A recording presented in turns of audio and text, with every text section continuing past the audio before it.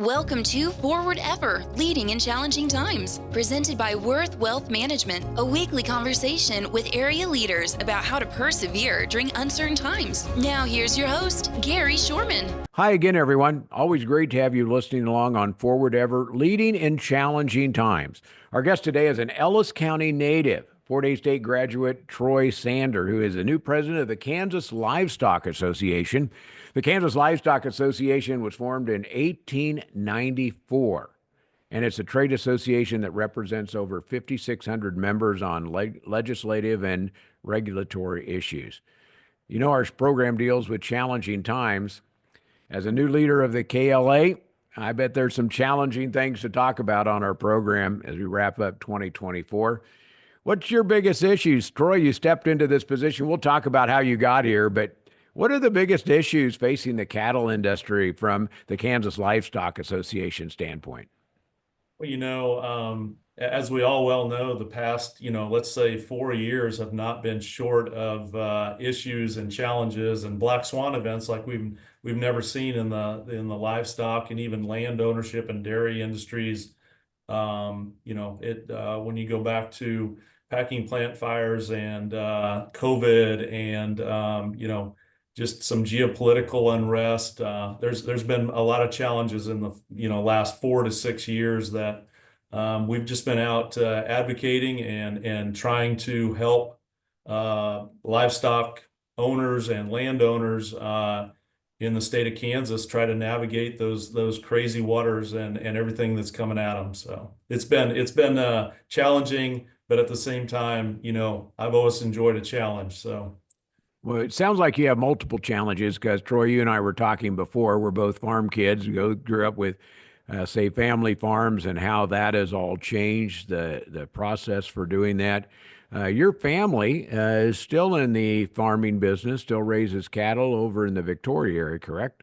Yeah, so my dad and his brother started a custom harvesting and farming operation, 50 some years ago. And that's where I kind of found my dad was also the assistant manager there at the feed yard in Hays, Kansas. And so that's where I found my love for both feed yards, livestock, and also just watching the whole process of growing and harvesting crops. And so we took a custom harvesting crew all the way from Oklahoma to Kansas to Colorado. And then when I wasn't doing that, I was out at the feed yard helping there. And occasionally I kind of went to school and played some sports. So. Well, we'll talk about that on the next program. Yeah. But you've taken on the role as president of the Livestock Association. That represents everything we talked about earlier. But you also have a real job in a sense of working with a couple feed yards that are no small feed yards. They're big operations. Tell me a little bit about those, and we'll talk about how that plays into what you're doing. Yeah, quickly, right out of graduating at Fort Hays State there in Hays with a degree in animal science, I said I want to be in the feedlot business. And so I, spent several years with Continental Grain, then Five Rivers Cattle Feeding now, and at like 3 of their feed yards, just moving up through the management progression, and had the opportunity to take a position with a startup feeding operation called Heritage Feeders at the time, Heritage Beef now. And that was a great opportunity for me. I did that coming up on 22 years ago. I was scared to death, but it turned out great. And so we have a 75,000 head feed yard in Sublette, Kansas, where we own all of the cattle there and take care of all the operations. And then a 20,000 head yard in Parsons, Kansas that I oversee as well. So all the way from procurement and marketing to, handling the operations and helping with the risk management and those types of things. So when you look at that, you're really perfectly placed for being able to lead the Livestock Association, not only from your family's background and what you still have relationship with here, but the other. As you looked at those challenges, you kind of gave the big picture challenge of that. In your position, there are legislative things that you're going to have to look at. There's also, with the new administration coming in, what was going to happen tariff wise, and is that going to affect the price of Kansas beef? Is some of the best, if not the best beef in the world. Yeah. And being able to make sure that still gets the chance to be marketed across not only the country but around the world is a big thing. And I'm guessing you're going to play some role in that as well. Yeah, absolutely. And I agree with you 100% that Kansas beef and raising cattle in Kansas is one of the most rewarding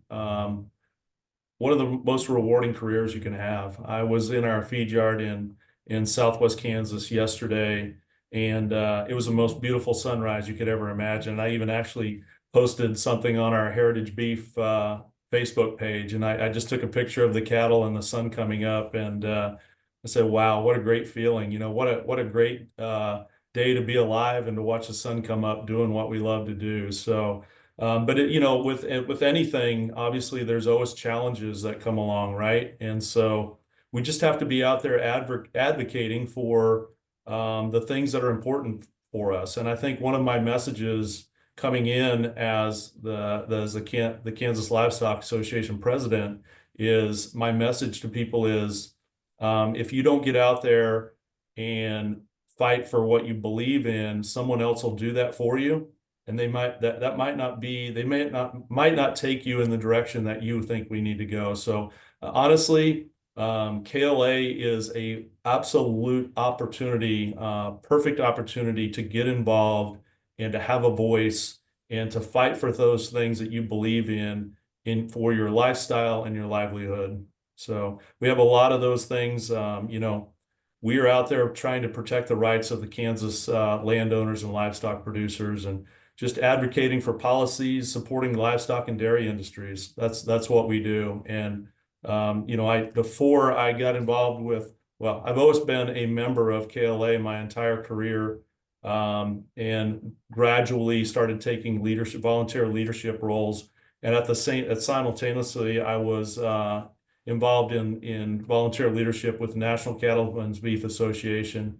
And I was vice chair and chair for the last 4 years of the live cattle marketing committee there with NCBA. And you know, you talk about having a job and a life in Victoria, Kansas, and having my job and my education preparing me for where I'm at today. But, you know, I actually told someone the other day, as I stood up behind the podium at the KLA convention a few weeks ago, I thought to myself, it's amazing how life has prepared me for this moment. And I truly believe in that really life does give you what you need. And you just got to be, you know, kind of smart enough to know that when those challenges come along that, hey, they're here for a reason. And they're just making me better and they're helping me for the next step. So. Well, the other part of that is you also have to be able, as I found out, to raise your hand and say, I'm willing to help do this. Yes. And once you get involved, then that gives you some ability to work up through not only the leadership, but make a difference for the whole industry versus just your own company. But you also have to have people behind you making that work. Yeah. Yeah. You know, an example of that is, you know, several years back when we had the COVID kind of slowdown of our economy and having issues with keeping packing plants running with employees, you know, not wanting to come to work or not being able to come to work, and just getting our product through the pipeline to the consumer. You know, I ended up on a conference call with the U.S. Secretary of Ag, and I thought, wow, how in the world am I in this position, you know, and having the opportunity to help with structuring, hey, how do we get through this really challenging time, and how do we get our product to the consumer? And it was through raising my hand and saying, hey, I'm willing to do this. It wasn't easy. And a lot of times you'll take some arrows, you know, but you got to be out there willing to do it. Troy, hold on just a second. I want to talk about mentorship. Who are some mentors in your world? I have a feeling I know a couple of them already, but then talk about the traditional mom and pop, dad and mom, Gary Shorman's family farm ranch, compared to where it's going today with the great big operations like you're working with. Is there survival for both of them? Think about that. We'll be back and talk with Troy Sanders, who's the new president of the Kansas Livestock Association, back after this from Worth Wealth Management. Since 1776, the United States of America continues to stand tall. It's been tested before, many times. Through grit and the ability to move forward, we create better tomorrows. We help our clients live their best lives to and through retirement. We make it easier. Thank you, Kansas. Worth Wealth Management, enhancing lives and strengthening families. Welcome back to Forward Ever, leading in challenging times. Our guest is Troy Sanders, who is the new president of the Kansas Livestock Association, but he's also involved with a large cattle operation and feedlot in both Southwest and Southeast Kansas, but is a Victoria boy, went to Fort Hays State University. My first question before I talk about mentorship, we talked about that going into the break, going to be more like the family farm versus the corporate farm. Is there room for both, Troy? You know, there is. I truly believe in the grassroots start and just, you know, where we all got our start. And, you know, Gary, you and I were talking before the program that we both got our start on very small operations, you know, and those were great times for me, but they're extremely challenging times. And I think at times, being part of a small family operation, sometimes you might feel a little maybe alone and just don't know what direction to go. And I've always believed that there's safety in numbers, and reach out to people that you think you can utilize to help differentiate your product or your farm from others. How do you extract more value down the value chain? Again, this is a plug, but it's not a plug. Kansas Livestock Association are those people that you can reach out to, and we have very capable people here. We have a stock growers committee, a council, we have a cattle feeders council, we have a dairy council. You know, we have lots of folks in this on staff here at KLA that they're here to help those smaller family operations and advocate for the rights of those operations. So that's one side of it. The other side of it is the bigger corporate operations, if you will. Believe me, they're just as challenging. There's not a day that goes by that I don't sit around and worry about labor or environmental issues or weather. You know, someday I think I'm actually going to look forward to the day where a snowstorm blows in and I go, wow, look at all that pretty white snow out there, because I've never had that ability, right? You know, from being a young man at you know, 6, 7 years old, and my dad waking me up and going, hey, we got to go to the feed yard and bust some water tanks because you know, cattle need water and they need feed. When other kids were getting school days, I was out at the feed yard. So you know, we have our same challenges at the corporate level as we do as the family farm level.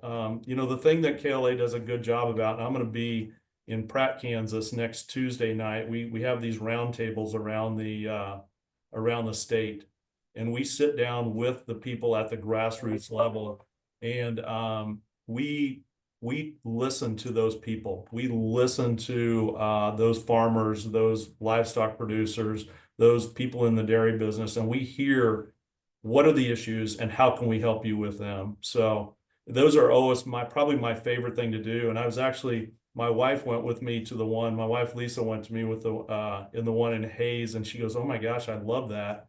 And so she said, I want to go to more of these. And so really a great opportunity. So before we go into the mentorship part of things, I'm not sure there's a better training for life than a family farm, a family operation. You mentioned the harvesting crew. That's hard work, and there's no day off. I mean, it literally is, you just learn to work hard, put your nose to the grindstone and get that done. Over the course of time, you find some mentors, some people that, you know, obviously parents are one of those, but others that work just as hard and they help you grow into different areas. How did you grow into your position where you are, Troy? Because obviously you've been successful in a lot of different places. Yeah, you talk about mentorship, and we may have to make that about 3 different interviews, because wow, I've had some great people in my life. you know, you talk about the harvest crew, and the first thing that comes to my mind is we rolled in kind of late to a location in, I think it was Hobart, Oklahoma, cutting wheat, and we didn't have time to go to the grocery store. And I remember that evening I had a bread and ketchup and pickle sandwich. You know, and so you talk about those times that, you know, kind of get you going and make you stronger. But, you know, my uncle ran that crew, my uncle Bob Sander. You know, he was my dad's brother, and he was a mentor for me. Obviously, my dad. I mean, he drug me to that feed yard every chance he got, and probably even sometimes when he didn't want to. But I would meet him out there in the kitchen at 5:30 in the morning, going, "I'm going with you." Great mentor for me. And your dad's name is Vernon from Vernon Victoria. Sander, yes, Yeah. yeah. And of course, you know, behind every great man is a great spouse, and my mom was just wonderful as well. My mom Celeste, she did a great job just supporting him and us and all of our endeavors. But you know, my brother Rick kind of he's in the feedlot industry as well. He went kind of ahead of me and showed me the way, if you will. You know, I had a nutritionist that got me my first job, Steve Armbruster. Dr. Steve Armbruster is just a legend in this industry. My first boss out of college was Les Howard. You know, he's a guy you'll actually see in the Kansas Stockman coming out. The first edition there in January. I talk about Les, and he would always say, "Sanders." And he, you know, my last name is actually Sander with no S on the end, but he always put the S on the end, and he'd be like, "Sanders, where are we at and where are we going?" And so you know, I've remembered that forever. You know, I've had the opportunity to have great leaders along the way that I've worked for, and so all of those folks just really had a huge impact on who I am today. And again, I would be remiss if I didn't talk about the leadership within NCBA and both here with KLA. So, Well, Troy, thanks for being on our program. It's a great way to end in that comment where we are, what are we going? How say that again? he would always come in and he would say, "Sanders, where are we at and where are we going?" And that is exactly what I titled my first article. So that I think that really set the tone for how I want to take this position and work going forward. You know, there may be some people listening that have that same attitude, and they want to participate with the Kansas Livestock Association. They want to raise their hand and say, "Hey, I'd like to help with this." I know there's some in the area have relatives that are in that position. How do they get a hold of you or the Kansas Livestock Association to be involved? Yeah, absolutely. Actually, the reason I'm here in Topeka at the KLA office today is because this afternoon we're going to be doing our appointments meeting. It's our presidential appointment meeting. And so this is, you know, we're looking for leaders to appoint to different committees and councils and county chairs and all those things. And so, you know, I think there's like 50 some different positions that we need to make sure are covered. And so we need great people. Kansas Livestock Association on the internet. Just type in Kansas Livestock Association. There's contact information there. Myself at tsander@heritagebeef.com is my email address. Feel free to reach out. So those are a couple of ways that you can get involved and reach out to us. And what do you say to the person that says, "Boy, I don't have time for this. I'm trying to pull calves, feed calves, take care of them in the cold, you know, all that sort of stuff." What do you say to that person? I rolled into the house last night, coming from our feed yard. I rolled into the house about 11:30 last night. I pulled out of the driveway at 6 a.m. this morning to come here to Topeka. So that's probably not something to ask me, because I believe that you will make the time for things that are important to you. And so if there's a will, there's a way. So you got to make that time, and you got to be passionate about it. The passion really drives the energy. Troy, thanks for joining us. I appreciate that. And I'll look forward to seeing the next time you're back in Hays. I assume you'll be having some of your roundtable discussions back here sometime in the spring. We eventually will. We eventually will. Our Facebook, Kansas Livestock Association Facebook page will post our county meeting schedule also on the Kansas Livestock Association website. we'll have our calendar on there for county meeting schedule. So yeah, absolutely. Like I said, I'll be in Pratt next Tuesday. Would love to see those folks. As many as we can get in there, let's do it. So Thanks for joining us. Where are we at? Where are we going? I like where we that at, where we attitude. going?